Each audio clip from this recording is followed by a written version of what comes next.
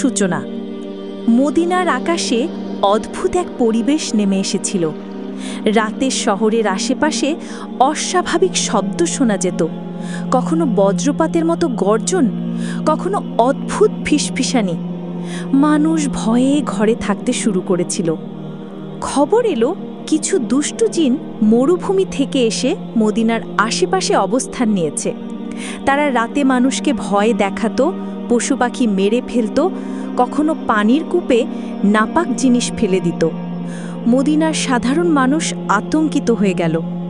তখন সাহাবারা একত্রিত হয়ে আলোচনা করলেন, এই বিপদ থেকে রক্ষা করার জন্য কাউকে এগিয়ে আসতে হবে। সাহাবাদের মধ্যে সর্বসম্মতভাবে নাম উঠল আসাদুল্লাহ আল গালিব, আলী ইবনে আবি তালিব রাদিয়াল্লাহু তাআলা আনহু, অর্থাৎ আল্লাহর সিংহ, বিজয়ী আলী। যুদ্ধক্ষেত্রে প্রস্তুতি।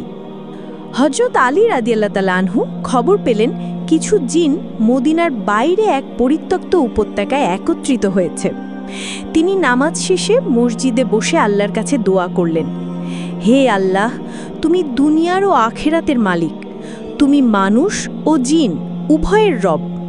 যদি এরা তোমার দ্বীনকে ধ্বংস করতে আসে, তবে আমাকে তোমার সৈনিক বানিয়ে তাদের মোকাবিলার শক্তি দাও। এরপর তিনি তার বিখ্যাত তলোয়ার জুলফিকার হাতে তুলে নিলেন। তার চোখে তখন ভয় নেই, কেবল আল্লাহর প্রতি ভরসা। কয়েকজন সাহাবা সঙ্গী হতে চাইলেন। তিনি বললেন, এ যুদ্ধ মানুষের শক্তিতে নয়, আল্লাহর সাহায্যে হবে। তোমরা আমার জন্য দোয়া করো। জিনদের শক্তি ও আকার আকৃতি। জিন জাতির প্রকৃতি মানুষের মতো নয়। আল্লাহ তাআলা তাদের সৃষ্টি করেছেন আগুনের শিখা থেকে। এই কারণে তারা মানুষের চেয়ে দ্রুতগামী, শক্তিশালী এবং অদৃশ্য হতে পারে। হযরত আলী রাদিয়াল্লাহু তাআলা আনহু যখন উপত্যকায় প্রবেশ করেন, তখন তিনি বিভিন্ন ধরনের জিনকে দেখতে পান। আগুনের জিন, তাদের দেহ থেকে জ্বলন্ত আগুনের স্ফুলিঙ্গ ছুটছিল। কেউ কেউ যেন আগ্নেয়গিরির লাভার মতো চারদিকে ছড়িয়ে পড়ছিল। তাদের চোখ লাল অঙ্গারের মতো জ্বলছিল। এরা যুদ্ধের সময় আগুনের গোলা নিক্ষেপ করত, যা ভূমিকে পুড়িয়ে দিত। ছায়া জিন, এরা ছিল মানুষের চোখে প্রায় অদৃশ্য। অন্ধকার রাতের ছায়ার মতো এসে হযরত আলী রাদিয়াল্লাহু তাআলা আনহুকে ঘিরে ধরতে চাইত।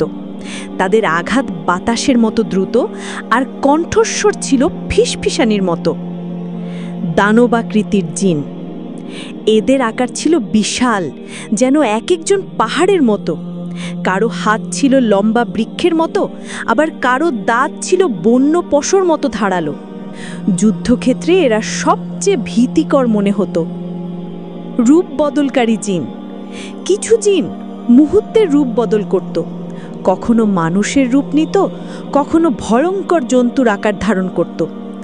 এক মুহূর্তে তারা সাপ হয়ে মাটিতে গড়িয়ে যেত, আবার মুহূর্তে ঈগলের মতো আকাশে উড়ে যেত। নেতা সাহার, সব জিনদের নেতা ছিল সাহার নামের দুষ্টু জিন। তার দেহ ছিল কালো ধোঁয়ার মতো, আর চোখ জ্বলছিল লাল শিখার মতো। সে আকাশে ভেসে দাঁড়িয়েছিল, যেন মাটির কোনো শক্তি তাকে ধরে রাখতে পারছে না। তার কণ্ঠস্বর বজ্রপাতের মতো গর্জে উঠত, আর তার হাত থেকে নীল আগুন বের হতো। হযরত আলী রাদিয়াল্লাহু তাআলা আনহুর ধৈর্য। এত ভিন্ন ভিন্ন আকার আর শক্তি দেখে সাধারণ মানুষ ভয়ে পালিয়ে যেত, কিন্তু আলী রাহমাহুল্লাহর অন্তরে কোনো ভয় ছিল না। তিনি জানতেন, জিন যত শক্তিশালী হোক না কেন, তারা আল্লাহর সৃষ্টি, আর আল্লাহর নামের সামনে কোনো শক্তি টিকে থাকতে পারে না। তিনি উচ্চস্বরে আবার তাকবীর দিলেন, আল্লাহু আকবার, লা হাওলা ওয়ালা কুওয়াতা ইল্লা বিল্লাহ। তার জুলফিকার থেকে এমন আলো বিচ্ছুরিত হলো যে অন্ধকারে লুকোবো ছায়া জিনরা পালাতে বাধ্য হলো। তখন সাহার আরও ক্রুদ্ধ হয়ে উঠল, আর তার শত শত অনুসারী জিন হঠাৎ একযোগে আক্রমণ শুরু করল। হযরত আলী রাদিয়াল্লাহু তাআলা আনহুর প্রস্তুতি। যুদ্ধক্ষেত্রে জিনদের ভয়ঙ্কর শক্তি প্রত্যক্ষ করার পরও হযরত আলী রাদিয়াল্লাহু তাআলা আনহুর অন্তর বিন্দুমাত্র বিচলিত হল না। তিনি জানতেন, মানুষের কাছে তলোয়ার জুলফিকার আছে, কিন্তু তার আসল শক্তি কেবল আল্লাহর সাহায্য। তাই তিনি প্রথমেই আল্লাহর দিকে মনোযোগ দিলেন। আল্লাহর স্মরণ। আলী রাদিয়াল্লাহু তাআলা আনহু এক কোণে দাঁড়িয়ে সিজদায় পড়ে গেলেন। তার ঠোঁট থেকে বের হতে লাগলো দোয়া ও জিকির। হে আল্লাহ, তুমি দুনিয়ার ও আসমানের মালিক, তুমি মানুষ ও জিন উভয়ের রব। তুমি আমাকে তোমার সৈনিক বানিয়ে দাও, যাতে তোমার দিন রক্ষা করতে পারি। সিজদা ছিল কেবল ইবাদত নয়, বরং আল্লাহর দরবারে আত্মসমর্পণের ঘোষণা। সিজদা শেষ করে তিনি দাঁড়ালেন, আর তার মুখমণ্ডল এমন দীপ্তিময় হয়ে উঠল যে জিনরা মুহূর্তের জন্য থমকে গেল। শারীরিক প্রস্তুতি। হযরত আলী রাদিয়াল্লাহু তাআলা আনহু তার দেহকে দৃঢ় করলেন। তিনি বাম হাতে ঢাল নিলেন, ডান হাতে জুলফিকার দৃঢ়ভাবে ধরলেন। ঢালটি চামড়ায় মোড়া লোহার ছিল, আর তলোয়ার ছিল দ্বিমুখী। এক আঘাতে শত্রু ছিন্ন ভিন্ন করে দিতে সক্ষম ছিল। তিনি এমনভাবে দাঁড়ালেন যেন পাহাড়ের শীর্ষে অচল প্রহরী। বাতাসে তার পোশাক দুলছিল, আর চারপাশের জিনদের গর্জন সত্ত্বেও তিনি অটল ছিলেন। আধ্যাত্মিক প্রস্তুতি। যুদ্ধ শুরুর আগে তিনি 3 বার তাকবীর দিলেন, আল্লাহু আকবার। তাকবীরের প্রতিধ্বনি উপত্যকায় ছড়িয়ে পড়ল। মনে হলো পাহাড়গুলো যেন তার কণ্ঠে সাড়া দিচ্ছে। প্রতিবার তাকবীরের সঙ্গে সঙ্গে তার অন্তরে আল্লাহর শক্তি নেমে আসছিল। তিনি এরপর সূরা ফালাক ও সূরা নাস তিলাওয়াত করলেন, কারণ এগুলো শয়তান ও দুষ্ট জিন থেকে বাঁচার ঢাল। তেলাওয়াত শেষ হতেই মনে হলো উপত্যকার অন্ধকার কিছুটা হালকা হয়ে গেল। মানসিক দৃঢ়তা। হযরত আলী রাদিয়াল্লাহু তাআলা আনহু জানতেন যুদ্ধ সহজ হবে না। হয়তো তার সামনে হাজারো জিন আসবে, তারা আগুন ছুড়বে, আকাশে লাফাবে, অদৃশ্য হবে। কিন্তু তিনি দৃঢ় প্রতিজ্ঞ করলেন, আমি একা নই, আমার সঙ্গে আছেন আল্লাহ, আর আল্লাহর সাহায্য আসলে পুরো পৃথিবীর শক্তি একত্রিত হলেও তারা আমার বিরুদ্ধে কিছু করতে পারবে না। জিনদের চ্যালেঞ্জ। প্রস্তুতি শেষে আলী রাদিয়াল্লাহু তাআলা আনহু উচ্চ কণ্ঠে চ্যালেঞ্জ ছুড়ে দিলেন, হে দুষ্টু জিনরা, আমি আল্লাহর নামে তোমাদের সামনে দাঁড়ালাম। যদি তোমরা সত্যের পথে ফিরে না আসো, তবে আজ তোমাদের ধ্বংস অনিবার্য। তার এই ঘোষণা আকাশে বজ্রের মতো কেঁপে উঠল। জিনদের নেতা সাহার আরও ক্রুদ্ধ হয়ে চিৎকার দিল, আলী, আজ তোমার মৃত্যু অবধারিত। এরপর একসাথে শত শত জিন চারদিক থেকে তাকে আক্রমণ করতে ঝাঁপিয়ে পড়ল। জিনদের প্রথম আক্রমণ। হযরত আলী রাদিয়াল্লাহু তাআলা আনহু যখন উপত্যকায় পৌঁছালেন, দেখলেন চারপাশে ঘন অন্ধকার। হঠাৎ আকাশ যেন রক্তবর্ণ হয়ে গেল। বড় বড় কালো ছায়া উড়ে এসে তাকে ঘিরে ধরল। জিনরা বিভিন্ন রূপে আবির্ভূত হলো। কেউ আগুনের শিখার মতো, কেউ লম্বা ছায়ার মতো, কেউ অর্ধেক মানুষ অর্ধেক জন্তু। তাদের নেতা ছিল এক দুষ্টু জিন, নাম সাহার। সে উচ্চস্বরে বলল, আলী, আমরা মানুষের সঙ্গে যুদ্ধ করতে আসিনি, আমরা এই শহর দখল করতে এসেছি। যদি তুমি আমাদের বাধা দাও, তবে তোমাকেও আমরা ধ্বংস করব। হযরত আলী রাদিয়াল্লাহু তাআলা আনহু দৃঢ় কণ্ঠে উত্তর দিলেন, এই নগর আল্লাহর রাসূলের শহর, এখানে কারো দখল চলবে না। ফিরে যাও, না হলে আল্লাহর নামে আমি তোমাদের বিরুদ্ধে যুদ্ধ ঘোষণা করছি। কিন্তু জিনরা হাসতে লাগলো। মুহূর্তেই তারা আকাশ থেকে আগুনের গোলা ছুটতে লাগলো। পুরো উপত্যকা লাল শিখায় ভরে গেল। তখন হযরত আলী রাদিয়াল্লাহু তাআলা আনহু বুকে তাকবীর দিলেন, আল্লাহু আকবার। এই তাকবীরের শব্দে যেন উপত্যকার পাহাড় কেঁপে উঠল। প্রথম আঘাত। হঠাৎ এক বিশাল দানবাকৃতির জিন তার দিকে ঝাঁপিয়ে পড়ল। আলী রাদিয়াল্লাহু তাআলা আনহু ক্ষণেকের মধ্যে জুলফিকার উঁচিয়ে আঘাত করলেন। সাথে সাথে জিনটির দেহ দ্বিখণ্ডিত হয়ে আগুনের ধোঁয়ায় মিলিয়ে গেল। অন্য জিনরা ভয়ে পিছিয়ে গেল, কিন্তু শীঘ্রই আবার একত্রিত হয়ে ঘিরে ধরল। এভাবেই শুরু হলো এক অলৌকিক যুদ্ধ। মানবের পক্ষ থেকে একা আলী রাদিয়াল্লাহু তাআলা আনহু, আর বিপরীতে শত শত অগ্নিশক্তি সম্পন্ন জিন। যুদ্ধক্ষেত্র এখন উত্তপ্ত। শত শত দুষ্টু জিন হযরত আলী রাদিয়াল্লাহু তাআলা আনহুকে ঘিরে ফেলল। কেউ আকাশ থেকে আগুনের গোলা নিক্ষেপ করছে, কেউ ছায়ার মতো অদৃশ্য হয়ে এসে আঘাত করছে। কিন্তু প্রতিটি আক্রমণই ঘটছিল আশ্চর্য কিছু, যা মানুষের সাধ্যের বাইরে। জুলফিকারের আলো। হযরত আলী রাদিয়াল্লাহু তাআলা আনহু যখন জুলফিকার উঁচু করতেন, তখন তলোয়ার থেকে আলো বিচ্ছুরিত হতো। এই আলো শুধু সাধারণ আলো ছিল না, বরং আল্লাহর কুদরতের নূর। এই আলো যখন জিনদের স্পর্শ করত, তারা ছটপট করে আগুনের ধোঁয়ায় মিলিয়ে যেত। এক আঘাতে আলী রাদিয়াল্লাহু তাআলা আনহু বিশাল দানবাকৃতির জিনকে দ্বিখণ্ডিত করলেন। জিনটির দেহ মুহূর্তেই আগুনের শিখায় ভস্ম হয়ে গেল। অদৃশ্য জিনদের প্রকাশ। অনেক জিন ছায়ার মতো অদৃশ্য হয়ে আলী রাদিয়াল্লাহু তাআলা আনহুর উপর আক্রমণ করছিল, কিন্তু তিনি আল্লাহর নাম নিয়ে সূরা ইয়াসিনের কয়েকটি আয়াত তেলাওয়াত করলেন। সঙ্গে সঙ্গে বাতাসে অদ্ভুত কম্পন হলো, আর অদৃশ্য জিনগুলো দৃশ্যমান হয়ে উঠল। তখন তিনি এক এক করে তাদের পরাস্ত করতে লাগলেন। আকাশের সাহায্য। যুদ্ধের মাঝখানে হঠাৎ আকাশ থেকে বজ্রপাতের মতো শব্দ হলো। সাহাবারা যারা দূর থেকে দেখছে তারা আর সাক্ষ্য দিলেন, আমরা দেখেছি আকাশ থেকে সাদা পোশাক পরিহিত ফেরেশতার দল নেমে আসছে। তারা হযরত আলী রাদিয়াল্লাহু তাআলা আনহুর চারপাশে ঢাল হয়ে দাঁড়িয়েছে। এই অলৌকিক দৃশ্য দেখে অনেক জিন ভয়ে পালাতে শুরু করল, কিন্তু তাদের নেতা সাহার তখনও হুমকি দিতে লাগল। আগুনকে পানিতে রূপান্তর। সাহার তার হাত থেকে নীল আগুনের শিখা ছুঁড়ে মারল। আগুন সরাসরি আলী রাদিয়াল্লাহু তাআলা আনহুর দিকে ছুটে গেল, কিন্তু আলী রাদিয়াল্লাহু তাআলা আনহু তৎক্ষণাৎ বিসমিল্লাহির রহমানির রহিম পড়লেন। মুহূর্তেই সেই জ্বলন্ত আগুন শীতল পানিতে পরিণত হল এবং মাটিতে ছড়িয়ে পড়ল।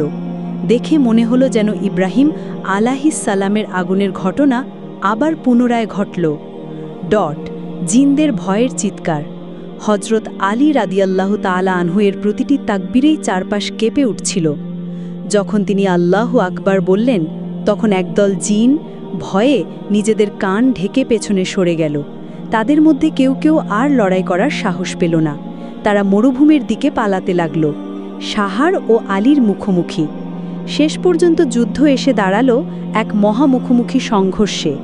আলী রাদিয়াল্লাহু তাআলা আনহু বনাম জিনদের নেতা সাহার গর্জে উঠল, তুমি মানুষ হয়েও আমাদের শত শত সৈন্য ধ্বংস করলে, কিন্তু আমাকে হারানো তোমার পক্ষে সম্ভব নয়। আলী রাদিয়াল্লাহু তাআলা আনহু শান্ত কণ্ঠে উত্তর দিলেন, শক্তি মানুষের নয়, শক্তি কেবল আল্লাহর। আর আল্লাহর সাহায্য থাকলে কোনো সৃষ্টি আমাকে পরাজিত করতে পারবে না। সাহার বিশাল এক অগ্নিবর্ষা তৈরি করল, আর আলী রাদিয়াল্লাহু তাআলা আনহু জুলফিকার উঁচু করলেন। মুহূর্তে আকাশ মাটি কেঁপে উঠল। আল্লাহর সাহায্য। যুদ্ধের মুহূর্তে সাহার তার অগ্নিবর্ষা হাতে নিয়ে হযরত আলী রাদিয়াল্লাহু তাআলা আনহু এর উপর ঝাঁপিয়ে পড়ল। আকাশ বিদ্যুতের মতো ফেটে পড়ল, আর উপত্যকায় আগুনের ঝলকানি ছড়িয়ে গেল। সাহার গর্জে উঠল, আলী, আজ তুমি ধ্বংস হবে, আর এই শহর হবে আমাদের দখলে। কিন্তু সেই মুহূর্তেই আল্লাহর কুদরতের এক আশ্চর্য দৃশ্য ঘটল। ফেরেশতাদের নাজিল। যখন সাহার আক্রমণ চালাল, আকাশ থেকে একদল নূরের ফেরেশতা অবতীর্ণ হল। তারা হযরত আলী রাদিয়াল্লাহু তাআলা আনহুকে ঘিরে একটি বৃত্ত তৈরি করল। তাদের হাতে আলোর বর্ষা, আর তাদের জিকিরের আওয়াজে উপত্যকা কেঁপে উঠল। সুবহানাল্লাহ, সুবহানাল্লাহ। এই দৃশ্য দেখে জিনদের অনেকেই দিশাহারা হয়ে গেল। তারা বুঝল, এ যুদ্ধ আর মানুষের বা জিনের নয়, এ যুদ্ধ আল্লাহর পক্ষ থেকে। দোয়ার শক্তি। আলী রাদিয়াল্লাহু তাআলা আনহু চোখ বন্ধ করে দোয়া করলেন, হে আল্লাহ, তুমি আমাকে রাসূলুল্লাহ সাল্লাল্লাহু আলাইহি সাল্লামের সৈনিক বানিয়েছ। এখন তোমার দ্বীন রক্ষা করার সময়। তুমি সাহায্য করো আর এই দুষ্ট জাতিকে ধ্বংস করো। তিনি দোয়া শেষ করতেই তার চারপাশে এক অদৃশ্য ঢাল সৃষ্টি হলো। যখন সাহার অগ্নিবর্ষা ছুড়ল, তখন তার সেই অদৃশ্য ঢালে আঘাত লেগে ছাই হয়ে গেল। প্রকৃতির সাহায্য। হঠাৎ মরুভূমির বাতাস প্রবল ঝড়ে পরিণত হলো। বালির ঝড় উঠে উপত্যকাকে ঢেকে দিল। আশ্চর্যের বিষয় হলো, ঝড় কেবল দুষ্ট জিনদের উপরেই আঘাত হানল, কিন্তু আলী রাদিয়াল্লাহু তাআলা আনহু এর চারপাশ যেন শান্ত রইল। এই ঝড়ে বহু জিন ছিটকে দূরে গিয়ে ধাক্কা খেল, কেউ বা ধোঁয়ার মতো মিলিয়ে গেল। সাহারের পতন। অবশেষে আলী রাদিয়াল্লাহু তাআলা আনহু সাহারের দিকে এগোলেন।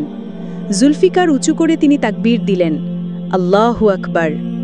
তলোয়ারের এক আঘাতে আকাশ বিদ্যুতের মতো চমক খেল। সাহার চিৎকার করে ধোঁয়ার কুণ্ডলিতে রূপ নিল, আর মরুভূমির অন্ধকারে মিলিয়ে গেল। সাহারের পতনের পর যুদ্ধক্ষেত্র নিস্তব্ধ হয়ে গেল।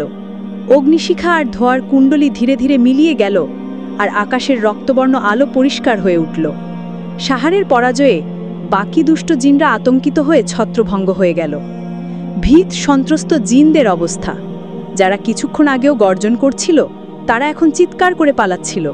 কেউ মরুভূমির বালির ঝড়ে হারিয়ে গেল, কেউ ধোঁয়ার মতো মিলিয়ে গেল, আবার কেউ কান্নাকাটি করতে করতে বলল, আমরা ভুল করেছি, আমরা আল্লাহর সৈনিকের সঙ্গে লড়াই করতে এসেছি। তাদের মুখ থেকে বের হচ্ছিল আতঙ্ক আর অনুশোচনার শব্দ।